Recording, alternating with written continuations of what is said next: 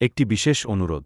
ভিডিওটি কারবালার ৭২ শহীদের নামে, উমাইয়া বংশের বা এজিদ ও তার পরিবারের ৭২টি কুকর্ম তুলে ধরা হল। ভিডিওটি দেখুন এবং অন্যকে দেখার সুযোগ করে দিন। বিস্তারিত জানতে কল করুন 7478768988 নম্বরে। इमाम ने बोलिए क़याम क्यों फरमाया? तवज्जो है जी, सुने। यजीद और उसके खानदान ने ये दीन को जो नुकसानात पहुंचाए, क्या उनमें पहला नुकसान ये कि इन्होंने वहां से बात शुरू कर लेते हैं जहां से लोग ला इल्म है। इन्होंने बाकायदा खुलाफा राशिदीन की खुल्लम खुल्ला दुश्मनी और अदावत शुरू कर दी। अगर मैं कहूँ अहले बैत की तो लोगों को शायद बड़ा जुर्म ना लगे, इसलिए मैं बताऊं जो अहले बैत का दुश्मन है वो खुलफा राशिदीन का भी दुश्मन है, वो अंसारो मुहाजिरीन का भी दुश्मन है, वो सहाबा का सगा नहीं है।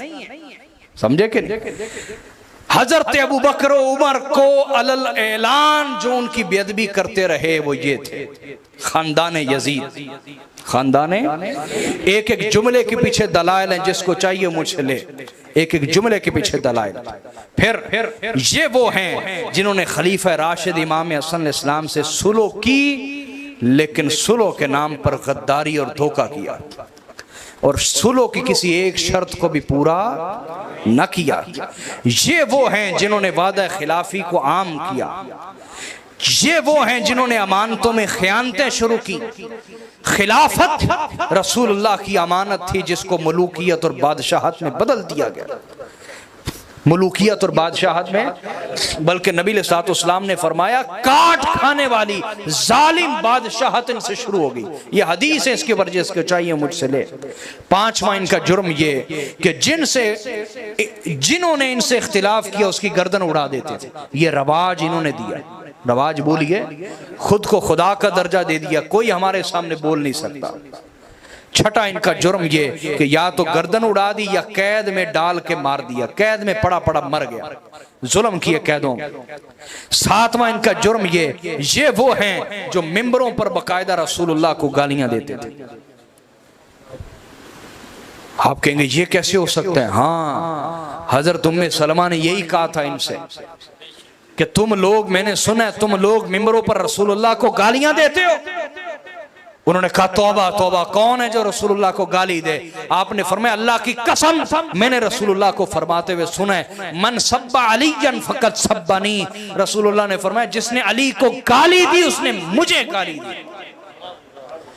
रसूलुल्लाह को गाली देने वाला इंसान कैसा होगा? आप खुद फैसला करें, आप खुद फैसला करें। यजीदी मुल्लाओं के पीछे न चलें, आपके अपने अंदर भी एक ज़मीर है, खुद फैसला करें। आठवां इनका जुर्म ये कि इन्होंने खिलाफत को मौरूसी हुकूमत बना दिया, वरासती निज़ाम बना दिया और कैसरियत और किसरियत जिंदा कर दी। कैसर और किसरा के तरीके, ईसाई बादशाहों के तरीके इन्होंने दोबारा से जिंदा कर दिए। नौवां इनका जुर्म ये कि इस्लामी निज़ाम कायम करने में जो सारी मेहनत रसूलुल्लाह ने की थी, इन्होंने तबाह बर्बाद करके रख दी। रसूलुल्लाह की मेहनत को बर्बाद किया इन्होंने। ये नौवां इनका जुर्म। दसवां ये इस्लाम में आदिल खलीफा के खिलाफ बगावत की बुनियाद इन्होंने डाली। मौला अली खलीफा राशिद हैं या नहीं बोले, बल्कि वो खलीफा राशिद हैं जिनके बारे में हमारे अकाबरीन ने वाज़े कह दिया कि मौला अली खलीफा बने, इससे मौला अली की शान में इजाफा नहीं हुआ, खिलाफत की शान में इजाफा हुआ। अली खिलाफत के बगैर भी अमीरुल मोमिनीन हैं, अली खिलाफत के बगैर भी इमामुल मुत्तकीन हैं, अली खिलाफत के बगैर भी सय्यदुल मोमिनीन हैं। अली की शान में कोई इजाफा नहीं हुआ। अली जो थे वो हैं, खलीफा बनने से वो औरों की शान में इजाफा हो, अली की शान में इजाफा ना हुआ, बल्कि खिलाफत की शान में इजाफा हुआ कि अली ने उसको कबूल कर लिया। समझे बात या नहीं?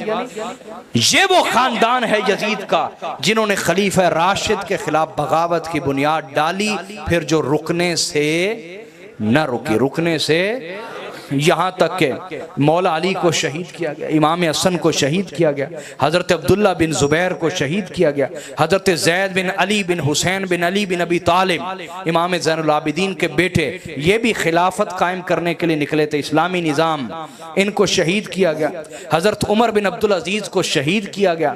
उसकी वजह यह थी, एक तरफ वो इस्लामी निज़ाम को उन्होंने जिंदा किया, दूसरी तरफ अहले बैत की वफादारी को जिंदा किया, अहले बैत की वफादारी को हुकूमती सतह पे जिंदा किया। अल्लाह उन पर करोड़ रहमतें नाजिल फरमाए। हमारी दुश्मनी और दोस्ती की बुनियाद नबी का खानदान है। जिसने वफा की हमारे लाखों सलाम, जिसने गद्दारी की उस पर लाखों बार लानत। हजरत नफ्से ज़किया, ये भी खलीफा राशिद हैं। हजरत नफ्से ज़किया ये इमाम हसन के पोते के बेटे हैं, इमाम हसन इस्लाम के। इनके हाथ पर पूरी उम्मत ने बैत की थी, तो बनु अब्बास ने इनके साथ धोखा किया, इन्हें जेल में डाल के खुद तख्त पर काबिज हो गए। हजरत नफ्से ज़किया, क्या नाम है, ये खलीफा राशिद है, इनको शहीद किया। यानी वो जो बुनियाद डाली गई खलीफा राशिद के खिलाफ बगावत की, फिर वो रुकने से न रुकी। 11वां इनका जुर्म यह है कि इन्होंने इस्लाम के अंदर पहली जालिम बादशाहत की बुनियाद डाली, जो आज तक ख़त्म हो रही। आज तक जालिम हुक्मरान है हम पर। वजह क्या है, हम आज तक समझ ही नहीं पाए कि इस्लाम को हकीकी नुकसान किसने पहुंचाया। हम समझ नहीं पाए कि हुजूर की जो सारी मेहनत थी खिलाफत वाली, उसको बादशाहत में तब्दील किसने किया, हम समझ नहीं पाए। हाँ, तो ये अहले बैत से गद्दारी का नतीजा है कि ये जालिम हुक्मरान हमारे लिए अजाब बने हुए। वफा कीजिए नबी के घराने से। 12वां इनका जुर्म ये कि इन्होंने ईद के लिए नमाज, ईद की नमाज के लिए अजान और इकामत की बिदअत जारी की। आज जो यजीदी बात बात पे कहते हैं ना बिदअत बिदअत बिदअत, उनसे कहें पहला बिदअती कौन है, पहला बिदअती कौन है, पहला बिदअती जिसने सुन्नत को मिटाया और बिदअत को जारी किया, पूछे ना उनसे कौन है। तो खानदान यजीद का ये 12वां जुर्म, इन्होंने बाकायदा ईद नमाज के लिए बिदअतें जारी की, अजान होती थी, इकामतें होती थी, हालांकि हुजूर का ये तरीका बिदअत। फिर 13वां इनका जुर्म ये कि नमाज ईद का खुतबा इन्होंने ईद नमाज से पहले शुरू कर दिया। ईद नमाज से वजह यह थी कि ईद नमाज पढ़ा के चूंकि मजमा ज्यादा होता था, ये मिंबरों पे खड़े होकर मौला अली की गुस्ताखी करते थे। तो जो जलील उल कदर सहाबा थे वो उठ के चले जाते थे, कहते थे ये खबीस गंदी नस्ल है, जिनका मिंबर है उनके मिंबर पे खड़े होकर उनकी गुस्ताखी करते हैं। तो वो इनका खुतबा सुनते नहीं थे। इन्होंने क्या किया, इन्होंने खुतबा पहले कर दिया। ईद का खुतबा हुजूर की सुन्नत को बदल डाला। पहला बिदअती खानदान कौन है? आज आपसे हक छुपाया जाता है, हक आपको बताया ही नहीं जाता, और अगर बताया जाए तो आपके ज़हन में पहले से बुत बने हुए हैं, पहले से बुत बने। आप कहते ना ना बुत ना टूटे, तौबा तौबा इसे खराश ना आए। अरे भाई हम तो मौला अली की औलाद हैं, तलवार जुल्फकार से ऐसे बुत तोड़ के रख देंगे। हम जुल्फकार वाली तलवार वाली हस्ती की औलाद हैं, और आप सब हैदर कर्रार के मुरीद हैं। जिंदगी में वादा करें हम ऐसे बुत तोड़ के रख देंगे, इल्म और दलील की ताकत से। किससे? इल्म और दलील की ताकत से तोड़ के रख देंगे। 14वां इनका जुर्म ये कि इन्होंने बाकायदा अहले बैत पे लानत का सिलसिला जारी किया। अल्लाह इन पर करोड़ों बार लानत करे, हर दिन हर रात करे। ये मेरे पास सही मुस्लिम पड़ी है पीछे, बाकायदा कहते थे लानल्लाहु अबा तुराब, मौला अली का नाम लेके लानल्लाहु अबा तुराब। अल्लाह इन पर करोड़ों बार लानत करे। नमाज में दुरूद पढ़ते थे और मिंबरों पर लानत करते थे। ये ऐसे लोग आज भी हैं, आप पहचाने उनको। कुछ वाज़े हुसैनी हैं, उन्हें सलाम। कुछ वाज़े यजीदी हैं, उन पर लानत। कुछ बीच में मुनाफिकीन हैं, जो हमारे अंदर इमाम मस्जिद भी बने हुए हैं, खतीब भी बने हुए हैं। समझ आई या नहीं आई? सही फरमा रहे, उन पे डबल लानत। वजह क्या है? कुरान ने कहा ला इलाहा उला व ला इलाहा उला, ना इधर के ना उधर के, ना इधर के ना। न इन्हें जन्नत में अहले बैत नहीं जाने देंगे और दोज़ख में उनकी पिटाई करेंगे यजीदी। वो कहेंगे ओ खबीस, लोगों के सामने कहता था हम भी हुसैनी हैं। साढ़ा मुनाफकत करना सर तेरी ऐसी दी तैसी। आज दोज़ख साढ़ा कार है, इतने मुनाफका का कोई काम नहीं। वो फैंटी लगाएंगे दोज़ख में पकड़ के। समझ आई कि नहीं आई?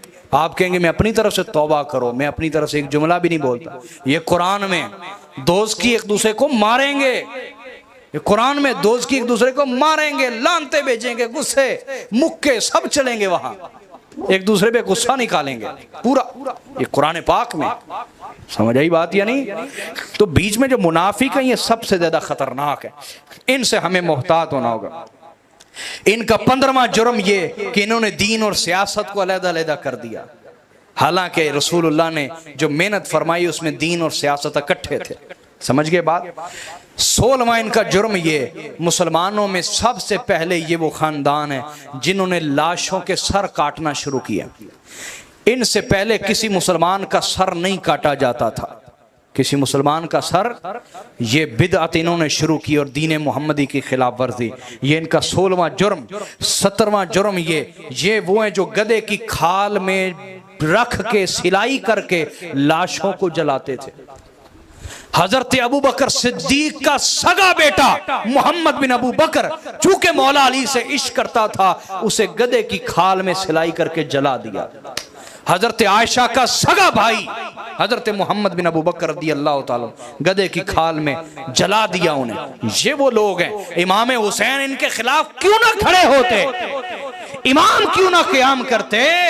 अगर इमाम क़याम ना करते, जिस तरह हर तरफ चुप चुप चुप चुप थी, खबरदार बोलना नहीं, सर कट जाएगा, खबरदार बोलना नहीं, घर उजड़ जाएगा, ये चुप चुप जिस तरह थी, 30-40 साल के बाद जो नस्ल आनी थी उन्हें पता ही नहीं होना था हकीकी इस्लाम है क्या।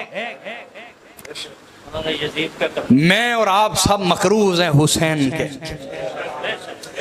इमाम ज़ाहरी ताकत ना होने के बावजूद उनके खिलाफ खड़े हो गए और खड़े होके अपने खून से एक एहतजाज रिकॉर्ड करवाया दुनिया के सामने के लोगों, जो ये खानदान कर रहा है और इसके हामी कर रहे हैं और इसके मददगार कर रहे हैं, वो दीन नहीं है। हुसैन जिस तरह बुला रहा है वो असल दीन मोहम्मदी है।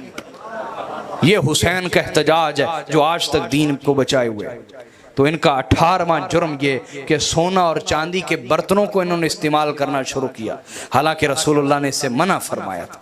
रसूलुल्लाह ने 19वां इनका जुर्म ये कि ये मुसलमानों को गुलाम बनाना शुरू हो गए। किसी इलाके पे हमला करते, मुसलमानों को गुलाम बना लेते, मुसलमान मर्दों को गुलाम बना लेते, हालांकि ये शदीद हराम है मुसलमान को गुलाम बनाना, आज़ाद को गुलाम बनाना। रसूलुल्लाह ने फरमाया जिसने आज़ाद को गुलाम बनाया उस पर अल्लाह की, फरिश्तों की, तमाम इंसानियत की लानत है। ये रसूलुल्लाह का फरमान है।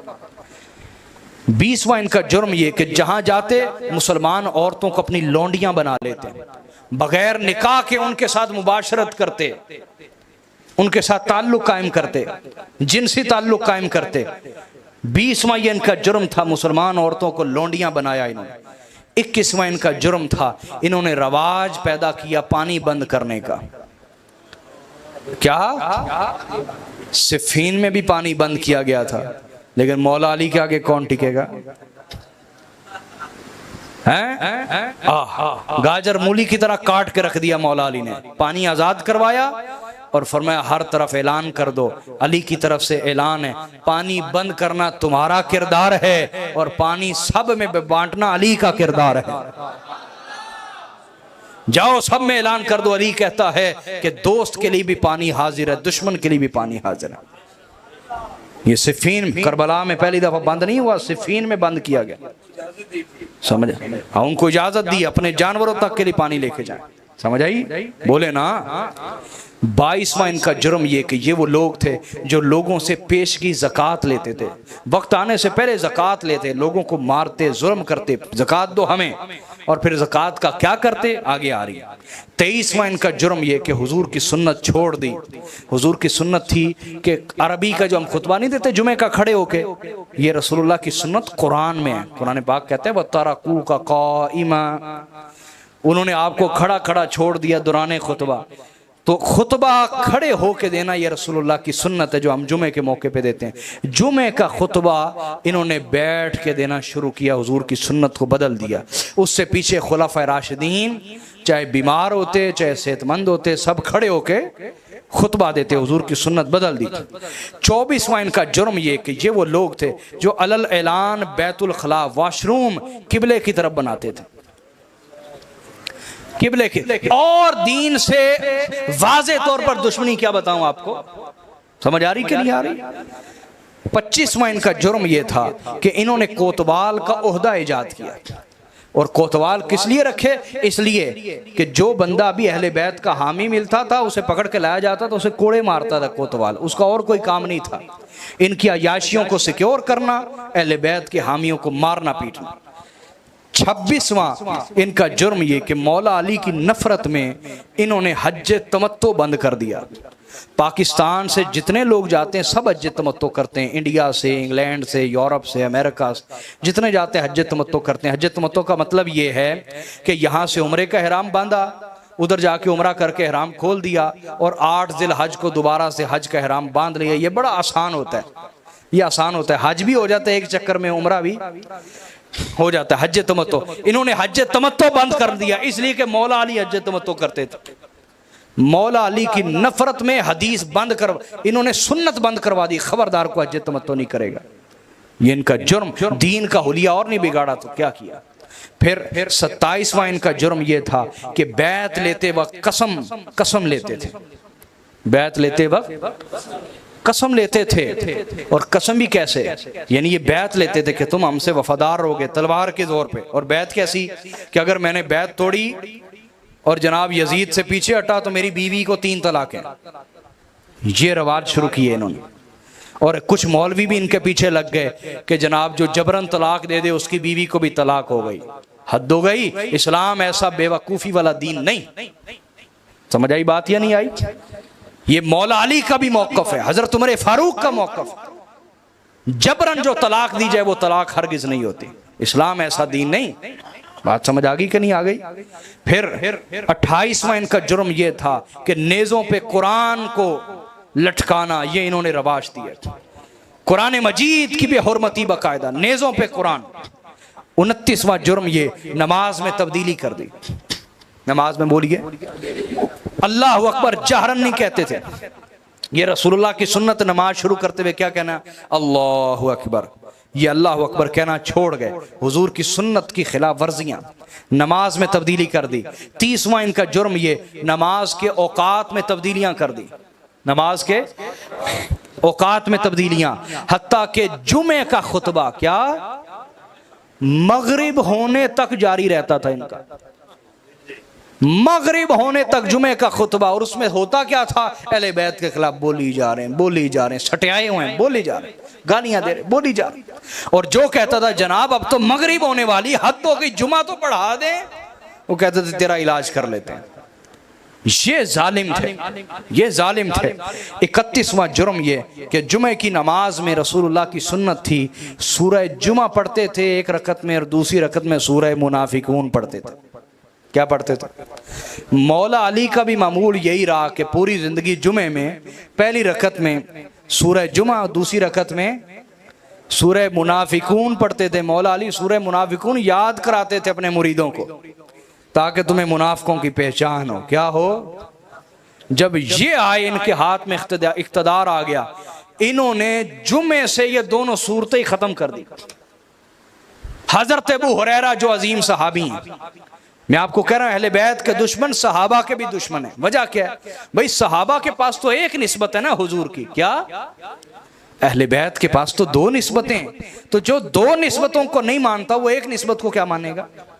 हजरत अबू हुरैरा फरमाते हैं कि एक दिन मरवान ने कहीं जाना था, मरवान ने कहीं जाना था तो हज़रत अबू हुरैरा से कहने लगा कि मेरी जगह जुमा पढ़ा देना। तो हज़रत अबू हुरैरा ने पहली रकत में सूरह जुमा पढ़ाई, दूसरी रकत में सूरह मुनाफिकून। उन्होंने सलाम फेरते ही कहा, हो जी नमाज सानू नहीं चाहिए थी। हज़रत अबू हुरैरा ने क्या क्या हुआ? उन्होंने कहा, ये नमाज जुमे की तो अली पढ़ाया करता था, ये तो अली जुमे की नमाज पढ़ाता था, हमें ऐसी नमाज नहीं चाहिए। हज़रत अबू हुरैरा ने कहा, खुदा तुम्हें गारत करे, ये सुन्नत तो रसूलुल्लाह की है और अली अलैहि सलाम का कोई अमल हुजूर की सुन्नत के खिलाफ होता ही नहीं था, तो तुम मौला अली की नफरत में हुजूर की सुन्नत से नफरत करने लग गए। ये वो लोग थे, ये इनका 31वां जुर्म था कि मौला अली से चिढ़ इन्हें कुफर तक ले गई। क्या 32वां इनका जुर्म ये था, इन्होंने हज में तब्दीली कर दी। हज में तलबी नहीं पढ़ते, लब्बैक अल्लाहुम्मा लब्बैक, इन्होंने इसको बंद करवा दिया। क्या करवा दिया? लब्बैक अल्लाहुम्मा लब्बैक को बंद करवा दिया, हज भी बदल दिए इन्होंने। ये दलाइल हैं, इस पे आप पढ़ें लेके किताबें। 33वां इनका जुर्म ये कि हज में मिना के मैदान में कसर नमाज पढ़ी जाती है, 2 रकतें, 4 रकतें पढ़ी जाती। इन्होंने मौला अली की नफरत में कि मौला अली 2 रकतें पढ़ाते थे, इन्होंने 4 पढ़ाना शुरू कर दी, हज का हुलिया बिगाड़ दिया। 34वां इनका जुर्म ये कि ये वो खानदान है जिनके खिलाफ इमाम हुसैन खड़े हुए, इन्होंने कुफार को ओहदे दिए। सहाबा इकराम जलीलुल कदर सहाबा के होते हुए इन्होंने कुफार को ओहदे दिए। वजीर तालीम ईसाई था बनु उमैया के दौर में, शाही तबीब ईसाई था, शाही तबीब, हाँ शाही तबीब ईसाई था। मुशीर आला जिसके मशवरे से हर फैसला जारी होता था, यह भी ईसाई था। ये यजीद को खानदान में मिले थे तीनों, वरासत में मिले थे तीनों, समझ आ रही है? वजीर तालीम ईसाई, शाही तबीब ईसाई, मुशीर आला ईसाई। तो क्या वो इस्लाम के हक में मशवरे देते होंगे? और उनके मशवरों पे चलने वाले कैसे लोग होंगे?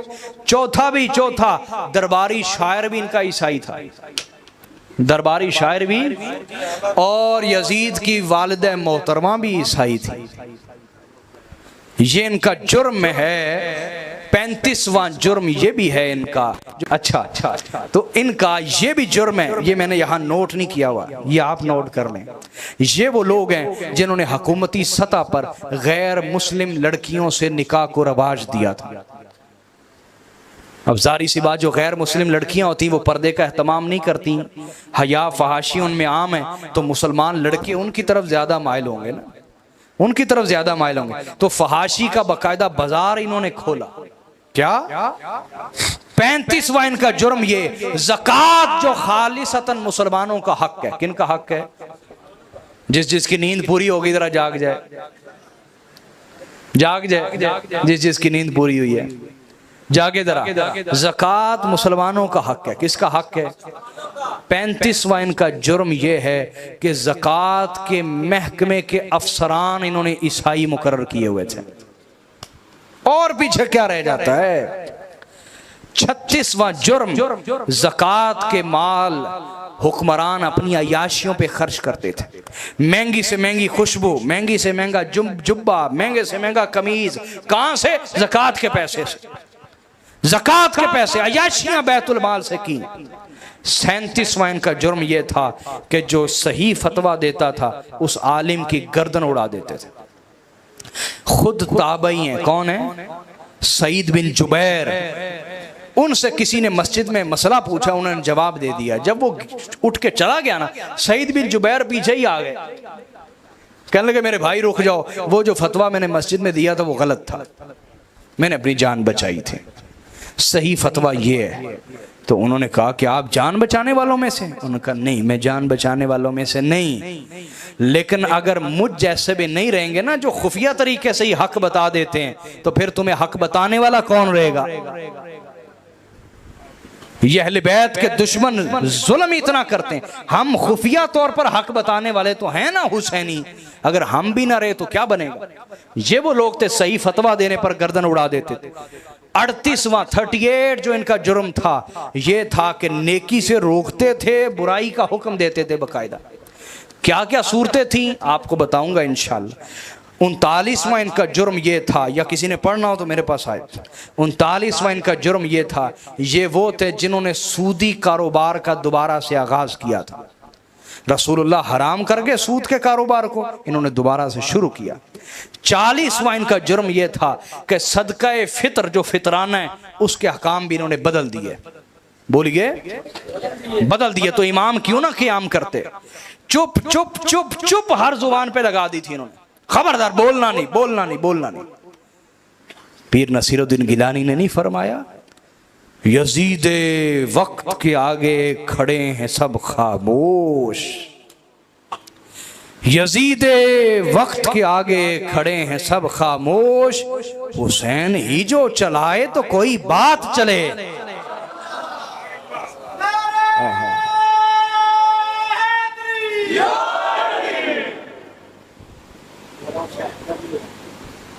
चुप चुप चुप चुप चुप। हुसैन वो है जिसने चुप तोड़ दी और चुप की जंजीर को चीर के रख दिया। जुर्रत उम्मत में पैदा की, क्या जालिमों के सामने बोलने की जुर्रत दी उम्मत को। 41वां इनका जुर्म ये कि हदीसों का मजाक उड़ाते थे, जो सच्ची सही हदीसें थी उनका मजाक उड़ाते थे और हदीसें खुद भी गढ़वाते थे। ये मेरा कौल नहीं है, हजरत इमाम अहमद बिन हम्बल का कौल है कि ये हदीसें गढ़वाते थे अपनी शान में, अपनी शान में गढ़वाते थे। 42वां इनका जुर्म ये कि सुन्नत का मजाक उड़ाते थे अलल ऐलान। क्या सुन्नत का? अंसार सहाबा किराम ने कहा ना, हदीस का मजाक उड़ाते थे। अंसार सहाबा ने कहा तुम हम पे कर लो जुल्म, हुजूर ने हमें कहा था मेरे अंसार मेरे बाद तुम पे जुल्म किए जाएंगे। इन्होंने कहा अच्छा, हुजूर ने फिर आगे क्या कहा था? कहा हुजूर ने कहा था मेरे अंसार तुम सब्र करना। उन्होंने कहा फिर करो सब्र चुप करके, असी जुल्म करना नहीं छड़ना, करो। हुजूर की हदीसों का मजाक उड़ाते थे, सुन्नत का मजाक उड़ाते थे। माले गनीमत के अहकाम को बदल दिया। क्या करते थे? हर तरफ हुक्म जारी कर देना कि जहां से माले गनीमत आए उसमें जो सोने चांदी की अच्छी अच्छी चीजें वो हमारे घर पहुंच जाए, बाकी रेंद खूंद बांट दो। माले गनीमत के अहकाम जो कुरान ने दिए बदल के रख दिए। चोरी के माल के अहकाम तब्दील कर दिया। साढ़े ऐलान दो चोरी के माल के अहकाम। ये 44वां जुर्म। 45वां सरेआम शराब पीना इनका रवाज बन गया। सरेआम शराब पीना, हत्ता कि हजरत अब्दुल्ला इब्ने मसूद, कौन? ये वो सहाबी रसूल हैं हजरत अब्दुल्ला इब्ने मसूद के मसरूक ताबई कहते हैं अगर कुल सहाबा का इल्म जमा करो तो दो हस्तियों में जमा होता है, अली बिन अबी तालिब और हजरत अब्दुल्ला इब्ने मसूद। ये वो हैं हजरत अब्दुल्ला इब्ने मसूद। और रसूलुल्लाह ने फरमाया जिस चीज को अब्दुल्ला इब्ने मसूद ठीक कह दे वो अल्लाह के यहाँ भी ठीक होती है। हजरत अब्दुल्ला इब्ने मसूद नमाज पढ़ रहे हैं उमवी गवर्नर के आगे और उसने शराब पी हुई है। क्या पी हुई है? शराब पी के फजर की नमाज पढ़ा रहा है। फजर की कितने रखते हैं? बोलो ना, कितने फर्ज हैं? 4 रखते हैं। फजर की पढ़ा के सलाम फेर के कहने लगा 2 और ना पढ़ा दे, और ना पढ़ा दे। शराब में दूध था। हजरत अब्दुल्ला इब्ने मसूद पीछे नमाज पढ़ रहे हैं। उन्होंने कहा लानत हो, ये कौन से लोगों से हमारा आमना सामना हो गया? ये हमारे हुक्मरान बन बैठे, ये हमारे हुक्मरान। तो जो अहले बैत के दुश्मन हैं वो अंसार व मुहाजिरीन के भी दुश्मन। समझ आई बात? लोगों को खरीदना इनका 46वां जुर्म था। पैसे पे खरीदते थे लोगों को, खरीदते। 47वां जुर्म औरत को बतौर रिश्वत इस्तेमाल करते थे। औरत को, कोई जवान है तो खूबसूरत औरत भेज दी उसके पास, या कोई औरतों का शौकीन मर्द है, उस सरदार है, उसके पास खूबसूरत औरत तोहफे के तौर पर भेज दी। औरत को बतौर रिश्वत इस्लाम पहले तो होता था काफिरों में, लेकिन मुसलमानों में ऐसा कोई रवाज वो इन्होंने शुरू किया, इन्होंने शुरू किया। और 48वां इनका जुर्म ये बच्चों को ज़िबा करना। हालांकि मेरे नबी हुक्म देते थे काफिरों के बच्चों को भी कत्ल न करना जंग में, इन्होंने मुसलमान तो क्या अहले बैत के बच्चों को भी ज़िबा करना शुरू कर दिया। बुसर बिन अबी अरतात, ये जालिम तरीन गवर्नर था।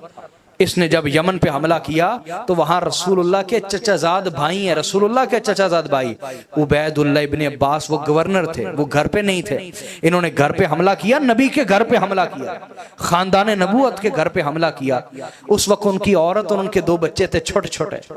इन जालिमों ने बच्चों को उल्टा पकड़ के, इधर देखो मेरी तरफ, पकड़ के ऐसे टांगों से पकड़ के चीर के 2 हिस्से कर दिया। उन बच्चों की माएं ये मंजर देख के पागल और दीवानी हो गई। ये नबी के घराने पे जुल्म करते रहे और तुम इनकी हिमायत करते हो यजीदी मुल्लाओं के पीछे लग के। ऐसी जिंदगी से मौत बेहतर है। हम हुसैनी हैं, यजीद और उसके खानदान की कभी हिमायत नहीं करेंगे। बात समझ गई है नहीं? सुनने ये वो लोग हैं जिन्होंने बच्चों को ज़िबा करना रवाज दिया। 49वां जो इनका जुर्म है, इन्होंने अहले बैत की दुश्मनी को आम किया, नासबियत को आम करना ये इनका वतीरा बना। 50वां इनका जुर्म ये खूनी रिश्तेदारियों का एहतराम ख़त्म कर दिया, वरना खूनी रिश्तेदारियों का बड़ा एहतराम था जो इस्लाम ने हुक्म दिए। अगला इनका जुर्म 51वां जुर्म इनका ये है, हरामी बच्चों का नसब साबित नहीं हो सकता। हरामी बच्चों का नसब साबित हो सकता, इन्होंने हरामी बच्चों का नसब साबित किया और उनको अपना भाई और चचा करार दे दिया, हरामी बच्चों को। इनका अगला जुर्म ये जिना और फहाशी को आम किया। अगला जुर्म ये मुहर्रमात से जिना किए, इन्होंने सगी माओं से निकाह किए, वो जिना ही थे और क्या थे। मुहर्रमात से जिना, मुहर्रमात वो औरत जो आप पर कभी हलाल नहीं हो सकती, उनके साथ निकाह किए इन्होंने। नमाज को तर्क करना इनका रवाज था, हलाल और हराम की तमीज खत्म कर देना। अगला जुर्म अहले बैत रसूल का कत्ले आम करना। अगला जुर्म रसूल जादियों की बेहुरमती करना। इधर देखो मेरी तरफ, आपकी बहन या बेटी का कोई पर्दा उतारे बीच बाजार, फिर मैं देखता हूं आप उससे एहतराम का रिश्ता रखेंगे? बोलो, अगर दिल में ईमान है तो जिसने नबी की बेटियों के पर्दे खींचे और उनके सर नंगे किए, तुम उनकी हिमायत का सोचो भी तो तुम कुफर पे हो। ये हालत काफिरों वाली हालत तो हो सकती, मुसलमानों वाली हालत नहीं। अंदर ईमान हो तो नबी की बेटियों के पर्दे तक तो हाथ पहुंचने वाला दूर की बात, जो ऐसा सोचे भी तो इंसान उसकी हिमायत नहीं कर सकता।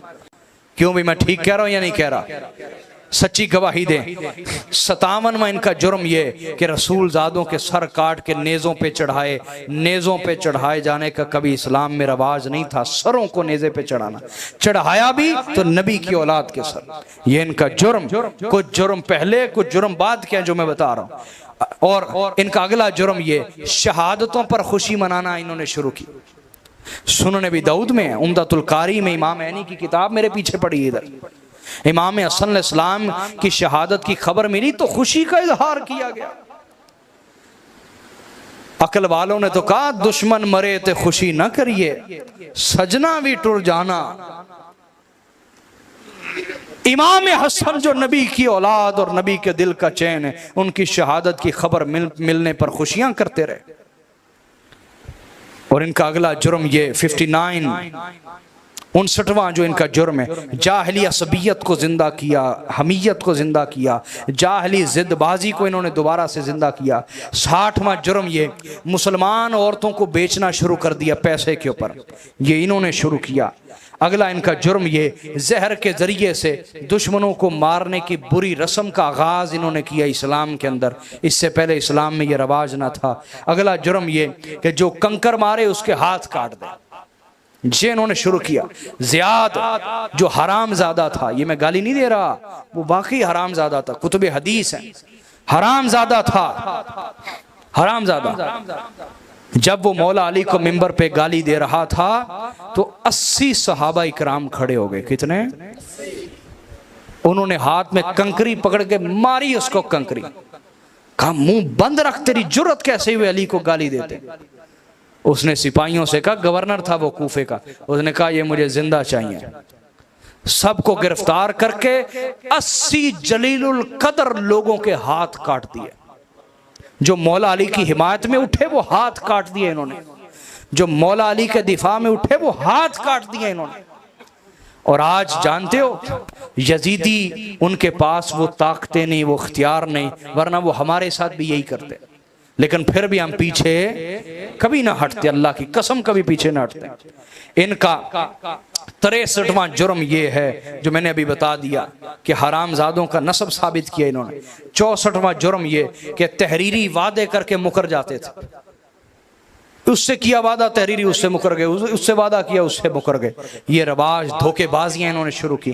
65वां जुर्म ये कि मौला अली से मोहब्बत करने वाले जितने भी सहाबा थे, अंसार व मुहाजिरीन, सबका कत्लेआम कर दिया इन्होंने, सबका, सहाबा का कत्लेआम किया। सहाबा, फिर सुनो मैं क्या कह रहा हूं, सहाबा का कत्लेआम किया। वो सहाबा जो मौला अली के साथ तलवार लेकर खड़े होते थे, उनका कत्लेआम किया इन्होंने।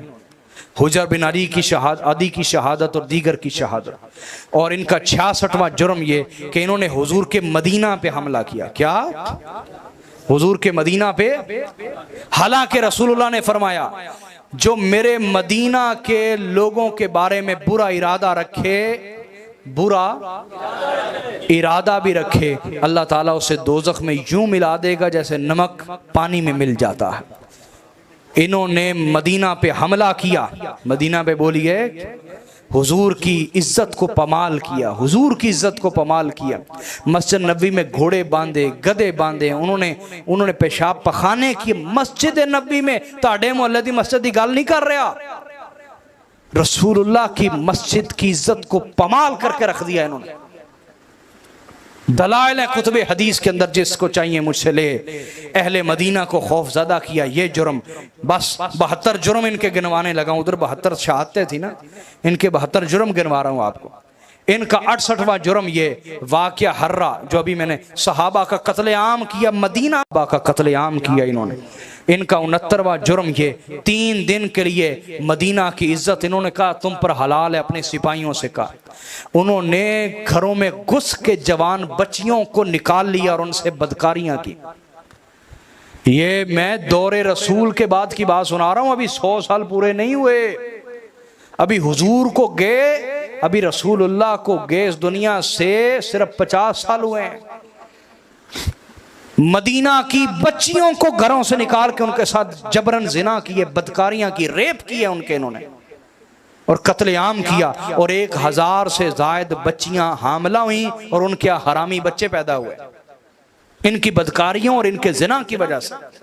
और इनका 70वां जुर्म यही है जो मैंने अभी बता दिया। 1000 से जायद सहाबा इकराम की बेटियां, सहाबा की पोतियां, सहाबा की नवासियां जिना से हमला हुई। और तुम किन की हिमायत कर रहे हो? बनू मैया की। सोचो जरा, कान खोल के सुनो। और 71वां जुर्म ये कि मस्जिद नबी में नमाज का निज़ाम इन्होंने मुअत्तल कर दिया। जब से रसूलुल्लाह ने नमाज का निज़ाम कायम किया मस्जिद नबी में, कभी मुअत्तल हुआ? इन्होंने नमाजों का निज़ाम मुअत्तल कर दिया। बोले ना, काबातुल्लाह पे भी इन्होंने हमला किया, काबातुल्लाह पे हमला किया बाकायदा। और काबातुल्लाह पे हमला करके काबातुल्लाह की इमारत को शहीद कर दिया और काबातुल्लाह के खिलाफ को जला दिया, काबातुल्लाह के खिलाफ को। अब इमाम हुसैन इसके खिलाफ खड़े हुए। अगर इमाम खड़े ना होते, मुझे ईमान से बताओ, अगले 40 साल के बाद अगली नस्ल को पता चलना था कि दीन मोहम्मदी है क्या? ईमानदारी से बताओ। और दूसरी बात, अगर इमाम हुसैन उस वक्त जान बचाते और दीन ना बचाते तो फिर क़यामत तक हम में से कोई भी जुल्म के खिलाफ खड़ा होना था। हमने कहना था जब नबी की औलाद ने जानें बचाई हैं तो हम क्यों अपनी जानें ना बचाएं? हम क्यों ना अपनी जानें बचाएं? ये जो क़यामत तक के लिए उम्मत के अंदर शऊर को जिंदा किया और हक के लिए कुर्बानी देने का जज्बा पैदा किया, ये हुसैन के क़याम ने किया है। ये उस क़याम का नतीजा है। उस क़याम का बोलिए ना, उस क़याम का नतीजा है कि हक कायम हो गया। हक बोलिए। और हुर्रियत कायम हो गई। लोगों को जुर्रत मिल गई कि अगर हुसैन तन्हा होते हुए जालिम के सामने हक बोल सकते हैं, हम क्यों नहीं बोल सकते? ये जुर्रत नसीब हो गई, हुर्रियत और आज़ादी कायम हो गई। हक बोलने का हक इंसानियत को हुसैन के क़याम के सदके मिला। अकीदा ला इलाहा इल्लल्लाह की बका हुसैन के क़याम के सदके हुई। ये उसका नतीजा है क़याम का। और चुप चुप चुप जो लोगों के मुंहों पे लगा दी गई थी, हुसैन ने तोड़ के रख दी और लोगों को हक बोलने की जुर्रत अता की। ये उस क़याम का नतीजा था। जुल्म की जंजीर को चीर दिया, ये उस क़याम का नतीजा था। दीन अपनी असली हालत पर कायम रहा और दोबारा से बहाल हो गया, ये उस क़याम का नतीजा था। ऐसा एहतजाज इमाम हुसैन ने रिकॉर्ड करवाया खून और कुर्बानियों से, जो मुखालिफीन अहले बैत के लिए हमेशा दलील बना कि ये मुखालिफीन अहले बैत बेदीन है, असल दीन अहले बैत के पास है। ये उस क़याम का नतीजा है। आज हर सच्चे मुसन्निफ के कलम को हुसैन का फैज जारी है। आज हर सच्चे सहाफ़ी के पास हुसैन के फैज का नूर है। जो भी लिखने वाला है सच, वो हुसैन के फैज का नूर पा रहा है। ये उस क़याम का नतीजा है। हर दयानतदार काजी और जज, उसके पीछे हुसैन की मेहनत है और हुसैन के क़याम की मेहनत है। हर हक बोलने वाला, हक गो आलिम, उसके सीने में हुसैनियत की तासीर है। अगर वो बोल रहा है तो ये हुसैन के क़याम का सदका है। अल्लाह रब्बुल इज़्ज़त हमें हुसैनियत पे ज़िंदगी और मौत अता फरमाए। वमा अलैना इल्लल बलागुल मुबीन।